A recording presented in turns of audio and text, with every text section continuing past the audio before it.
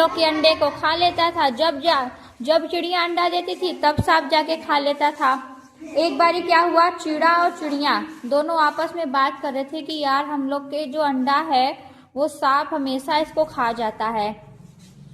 तो चिड़ा बोला कि ठीक है, अब जब तुम अंडे दोगी ना तो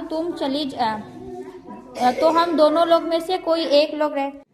तो चिड़ा बोलता है कि चलो ठीक है, वो खा जाता है, लेकिन अब की बार हम लोग क्या करेंगे, जब भी तुम अंडा दोगी तो हम दोनों लोग में से कोई एक लोग हमेशा अंडे की रखवाली करेगा। तो क्या होता था कि जब चिड़िया चली जाती थी दाना चुगने तो जो चिड़ा होता था वो उसकी रक्षा करता था अंडे का। जब चिड़ा चला जाता था तो चिड़िया क्या करती थी, अंडों को सेती थी, यानी उसके ऊपर बैठ के उसको अंडे को गर्मी पहुंचाती थी। तो क्या हुआ, ऐसे ऐसे करके उसके बच्चे निकल गए। जब बच्चे हो गए तो चिड़ा और चिड़िया एक दिन आपस में बात कर रहे थे कि लगता है जो सांप है वो सुधर गया है, वो अच्छा बच्चा हो गया है, देखो हम लोग के अंडे को नहीं खाया वो ना। तो चिड़ा बोला कि हाँ सही में अब वो नहीं खाता है हम लोग के अंडे को। तो दोनों क्या किए, तो वो दोनों लोग योजना बनाए कि चलो कोई बात नहीं है, अब अगली बार जब मैं अंडा दूंगी तो हम लोग रखवाली नहीं किया जाएगा, क्योंकि सांप तो अब सुधर गया है। लेकिन क्या हुआ, जब अगली बार चिड़िया जब अंडा दी तो सांप गया जाके खा गया।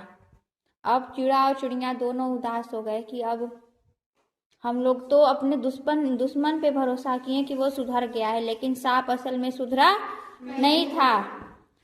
तो वो दोनों सोच रहे थे कि ऐसे तो ये हम लोग के सारे बच्चों को खा जाएगा और हमारे एक भी बच्चे जिंदा नहीं रह पाएंगे। तो चिड़ा बोला कि चलो मेरे पास एक तरकीब है। चिड़िया बोली क्या, तो तुम देखो मेरे पास एक बहुत अच्छी तरकीब है। तो जो चिड़ा था वो गया, राजा जब नहाने गए थे पानी में तो वो अपना माला छोड़ के चले गए थे नहाने अंदर। तो चिड़ा क्या किया, उनका जाके माला चोंच से उठा के उड़ते लेके आया और जहाँ सांप रहता था उसी के बिल के आगे वो डाल दिया।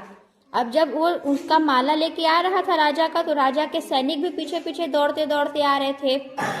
तो जब वो सांप के बिल के पास ले जाके रख दिया तो जब राजा के सैनिक आए तो सांप निकल गया, फन काट के अपना खड़ा हो गया। तो राजा के सैनिक क्या किए, उसको सांप को भाले से मार दिए और सांप मर गया।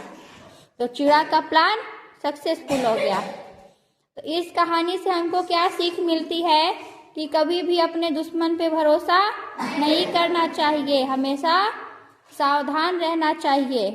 ठीक है, और वेरी गुड, चलो।